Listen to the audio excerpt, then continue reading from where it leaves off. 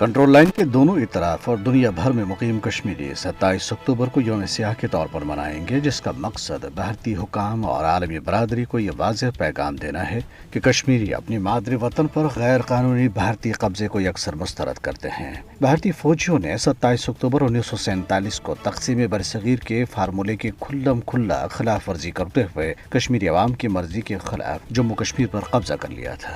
27 اکتوبر کو بھارت کے غیر قانونی زیر قبضہ جموں کشمیر میں مکمل ہڑتال کی جائے گی۔ آزاد جموں کشمیر، پاکستان اور دنیا بھر میں احتجاجی ریلیاں، مظاہرے اور دیگر پروگرامز کا انعقاد کیا جائے گا۔ یوم سیاہ منانے اور ہڑتال کرنے کی کال کل جماعتی حریت کانفرنس نے دے رکھی ہے، جبکہ دیگر آزادی پسند تنظیموں نے اس کال کی حمایت کی ہے۔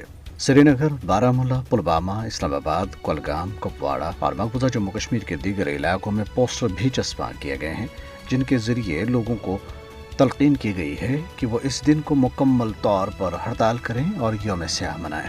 دریں اثنا ضلع بارہمولہ میں گلمرگ کے علاقے بٹ پتھری میں بھارتی فوجیوں نے اندھا دھند فائرنگ کر کے 2 شہری مشتاق احمد اور ظہور احمد شہید کر دیے۔ قبل ازیں اس علاقے میں نامعلوم مسلح افراد نے ایک حملے میں 3 بھارتی فوجی ہلاک اور 3 دیگر زخمی کیے تھے۔ حملے کے بعد بھارتی فورسز نے علاقے میں تلاشی کی ایک بڑی کارروائی شروع کر دی۔ تلاشی آپریشن میں ڈرون، کیمروں اور ہیلی کاپٹرز کا بھی استعمال کیا جا رہا ہے۔ بھارتی قابض فورسز نے ضلع بارہمولہ کے پٹن اور ٹنگمرگ کے مختلف علاقوں کے علاوہ بڑگام ضلع کے کچھ علاقوں میں بھی بڑے پیمانے پر تلاشی کارروائیاں کی۔